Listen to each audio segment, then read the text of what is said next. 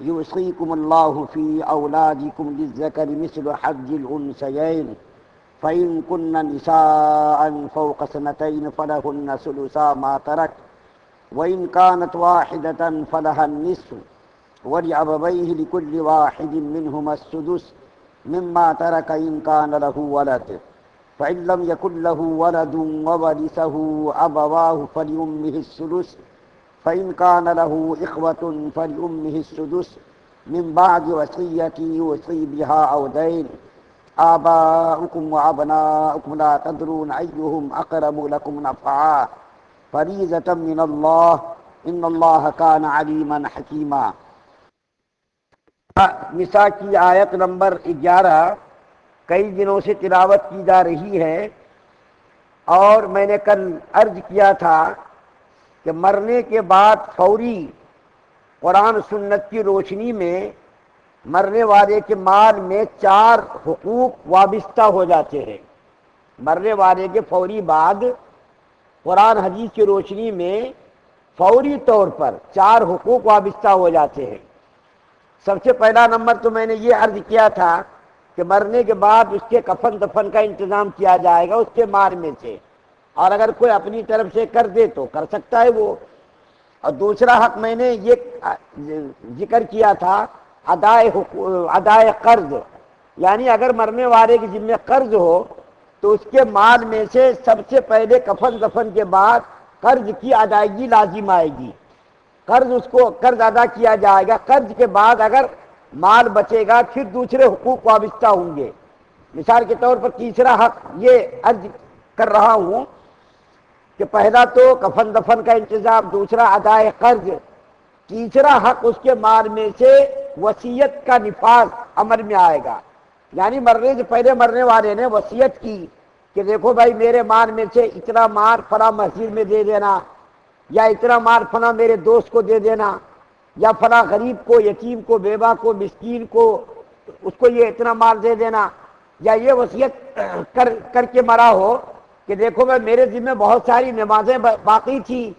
ان نمازوں کا فدیہ تم ادا کر دینا میرے مال میں سے۔ اسی طریقے سے میرے ذمہ روزے بہت رہ گئے تھے، میں روزے نہیں رکھ سکا بیماری میں، تو میرے روزوں کا فدیہ ادا کر دینا۔ میرے ذمہ حج تھا، میرے مال میں سے حج بدر کرا دینا۔ تو اگر اس قسم کی وصیتیں اس نے کی ہے تو تہائی مال میں سے، پورے مال میں سے نہیں، تہائی مال میں سے اس کی وصیت نافذ ہوگی۔ جیسا کہ میرے ایک حدیث میں نے بیان کی تھی، حضرت سعد بن وقاص رضی اللہ تعالیٰ عنہ جو حضور صلی اللہ علیہ وسلم کے معمور حصے میں رکھتے ہیں، جب یہ بالکل بیمار ہو گئے اور ان کے بچنے کا کوئی امکان نظر نہیں آنے لگا، اور اللہ کے رسول صلی اللہ علیہ وسلم ان کی عیادت کے لیے تشریف لے گئے، تو انہوں نے کہا یا رسول اللہ صلی اللہ علیہ وسلم میں بیمار ہو گیا، میرے بچنے کا کوئی ظاہری امکان نظر نہیں آ رہا، تو میری خواہش ہے کہ میں مالدار ہوں، اپنے مال میں سے آدھے مال کو صدقہ خیرات کر دوں، وصیت کر جاؤں۔ تو اللہ کے رسول صلی اللہ علیہ وسلم نے اس کو منع کیا، نہیں آدھے مال میں سے صدقہ خیرات مت کرو۔ انہوں نے کہا یا رسول اللہ چوتھائی میں سے، تو اس سے بھی منع کر دیا، تہائی میں سے۔ تو اللہ کے رسول صلی اللہ علیہ وسلم نے کہا ٹھیک ہے، تہائی مال میں سے اگر کرنا چاہو کرو، لیکن اپنی اولاد کو محتاج بنا کر کے مرنا یہ ٹھیک نہیں۔ اپنی اولاد کو اس حال میں چھوڑنا کہ وہ ہمارے مال میں سے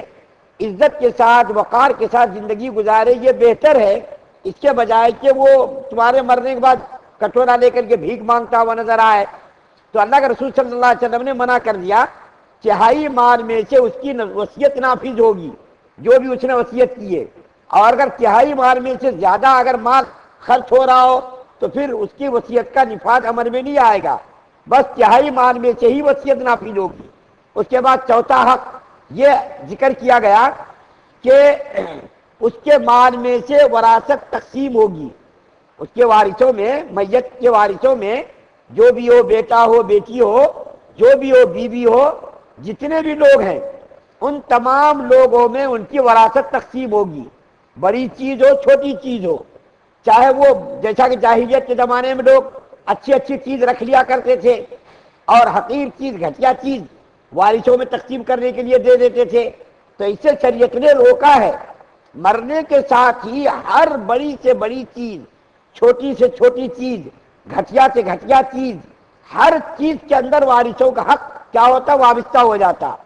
چاہے وہ سوئی ہو، چاہے وہ چمٹا ہو، چاہے وہ چراغ ہو،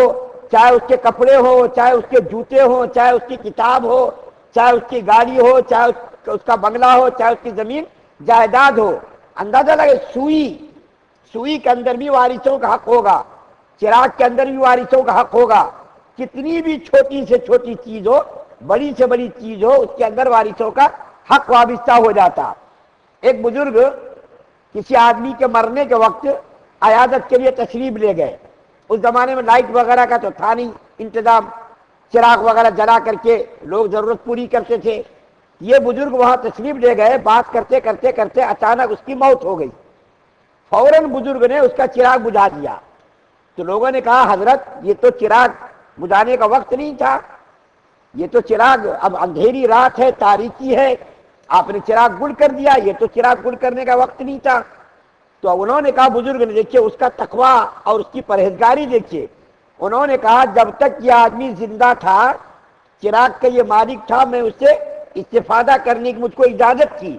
لیکن جب یہ مر گیا تو اس کے مرتے ہی یہ چراغ وارثوں کا اس کے اندر کیا حق ہو گیا، اب اس کا استعمال کرنا میرے لیے جائز نہیں ہے۔ چراغ دیکھی معمولی چیز۔ اب موجودہ دور میں آپ مجھ کو بتائیے، اگر کوئی مرنے والا یہ وصیت کر جائے کہ دیکھو بھائی میرے مرنے کے بعد 3 دن کا کھانا کر دینا، 10 بکرے کاٹ دینا، 500 لوگوں کو کھانا کھلا دینا، ایسی وصیت نافذ نہیں ہوگی۔ ناجائز وصیت اگر اس نے کی ہے تو ناجائز وصیت پر عمل نہیں کیا جائے گا۔ جائز وصیت اگر ہے، تہائی مال میں سے اس کی وصیت نافذ ہوگی اور اس کے بعد وارثوں کا حق ہو جائے گا۔ آج ہم کیا سمجھ رہے ہیں کہ ارے مرنے کے ساتھ ہی اس کے مالوں میں وراثت تقسیم کریں گے، جائیداد تقسیم کریں گے، لوگ کیا کہیں گے، ناک کٹ جائے گی۔ لوگ سمجھ رہے ہیں یہ غلط چیز ہے، اس کو عیب سمجھ رہے ہیں، حالانکہ یہ شریعت کی خوبصورتی ہے کہ مرنے کے ساتھ ہی اس کے مال میں سے، اس کی جائیداد میں سے وراثت کو تقسیم کر دینا، یہ شریعت کی خوبصورتی ہے۔ ورنہ پتہ نہیں کون کس پر قبضہ کر لے گا، بڑا بھائی کبھی قبضہ کر لیتا، کبھی چھوٹا بھائی قبضہ کر لیتا، جس کے پاس جو چیز مل گئی اس کے اوپر قابض ہو جاتا۔ کبھی کبھی جو ہے مرنے والی کی بیوہ ہی قابض ہو جاتی ہے، دیکھو میرے مرنے تک میں اس کی مالکہ ہوں، اس پر کسی کو تسلط کا حق نہیں ہے، ان چیزوں میں سے کسی کو استعمال کرنے کی اجازت نہیں، میں جیسا چاہوں گی ویسا ہوگا۔ یہ بھی غلط ہے، اس کا بھی حق ہے، اس کا دین مہر اگر ادا نہیں کیا تو اس کا دین مہر کو بھی ادا کرنا ضروری ہے، لیکن کسی ایک کا قابض ہو جانا، پورے گھر کو الگ نہیں ہونے دینا ہے۔ میں جب تک زندہ ہوں میں کسی کو الگ ہونے نہیں دوں گی۔ عورت کہتی ہے یا بڑا بھائی کہتا ہے بھائی مال تقسیم کر دو، تقسیم کرنے کے بعد سب ساتھ میں جیو، ساتھ میں رہو۔ کیا ہم کہہ رہے ہیں کیا تم لوگ لڑ لو، آپس میں مر لو، اختلاف اور انتشار پیدا کر لو اور جو ہے آدھی عید کی مسجد الگ بنا لو؟ یہ تو میں نے نہیں کہا، لیکن شریعت کا جو حکم ہے اس شریعت کے حکم کے اوپر عمل تو کرنا ضروری ہے، اس کے اوپر عمل کر دیجیے آپ۔ جس کا مال جس کو جتنا پہنچتا ہے، جس کا حق جتنا جس کو ملتا ہے، اس کا حق اس کو دے دیا جائے، اس کے بعد پھر سب مل جل کر کے رہو، ساتھ میں کھاؤ، ساتھ میں جیو، ساتھ میں رہو، اس سے کس نے منع کیا؟ لیکن شریعت کے حکم کے مطابق مال کے اندر تقسیم کرنا تو ضروری ہے۔ اسی طریقے سے ایک مسئلہ بیان کر کے بات کو ختم کرتے ہیں، انشاءاللہ اس کا ترجمہ کل بیان کروں گا۔ کسی اولاد کو اس کے حق سے محروم کرنا، جس کو کہتے ہیں عاق، یعنی کسی اولاد کو اپنی دولت میں سے، اپنی جائیداد میں سے محروم کرنا، یہ حرام ہے، یہ جائز نہیں ہے۔ بہت سارے لوگ اولاد نافرمان ہوتی ہے، ماں باپ کی بات نہیں مانتی ہے، ارے تو نے میری بات نہیں مانی، تو نے میری مرضی مطابق زندگی نہیں گزاری، تو نے مجھ کا نفع نہیں پہنچایا۔ تو یہ یاد رکھ لیجئے، شریعت کے اندر جو وراثت کا مسئلہ بیان کیا گیا اور جو حقوق تقسیم کیے گئے، وہ اولاد کے نفع پہنچانے، نقصان پہنچانے پر اس کا مدار نہیں کہ فلاں اولاد نے میری بہت خدمت کی، اس کو زیادہ وراثت میں حصہ دے دینا، فلاں اولاد نے مجھ کو ستایا، مجھ کو پریشان کیا، اس کو وراثت میں سے کم حصہ دے دینا یا اس کو محروم کر دینا، ایسا نہیں ہے۔ چاہے اولاد نافرمان ہو، چاہے فرما بردار ہو، اس وراثت میں سے، اس کی جائیداد میں سے، اس کی زمین میں سے مرنے کے ساتھ ہی برابر برابر حصہ تقسیم کیا جائے گا۔ کسی کو محروم کرنا، کسی کو عاق کرنا، یہ شریعت کے اندر جائز نہیں۔ اور اگر خدا نہ خواستہ مرنے والے نے کسی کو عاق کر دیا، عدالت میں حکومت میں کہہ دیا یہ میری اولاد ہے، اس کو میں اپنی دولت سے محروم کرتا ہوں،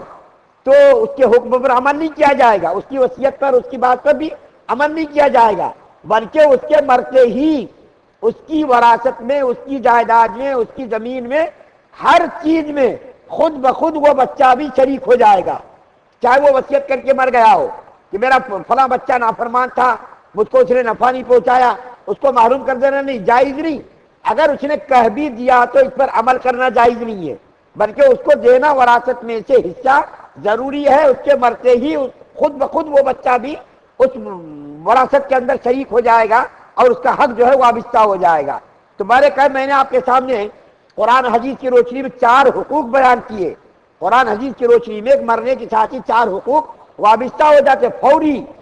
سب سے پہلے تو کفن کا انتظام، اس کے بعد پھر جو ہے ادائے قرض، تیسری چیز وصیت جو اس نے کی ہے تہائی مال میں سے، چوتھی چیز اس کے مال میں سے، اس کی وراثت میں سے، جائیداد میں سے وارثوں کا حق، بیٹے کا، بیٹیوں کا، بیوی کا، اور دوسرے جو عزیز و اقارب رشتے دار ہے الاقرب فالاقرب، اس کے اعتبار سے وصیت کا نفاذ ہوگا اور اس کے اندر اس کو حصہ دیا جائے گا۔ انشاءاللہ اس آیت کریمہ کا ترجمہ کل بیان کروں گا۔ اللہ سے دعا ہے اللہ تعالی ہم تمام مسلمانوں کو مکمل شریعت مطہرہ پر عمل پیرا ہونے کی توفیق عطا فرمائے۔ سبحان اللہ و بحمدہ، سبحانک اللہم و بحمدک، ونشہد ان لا الہ الا انت۔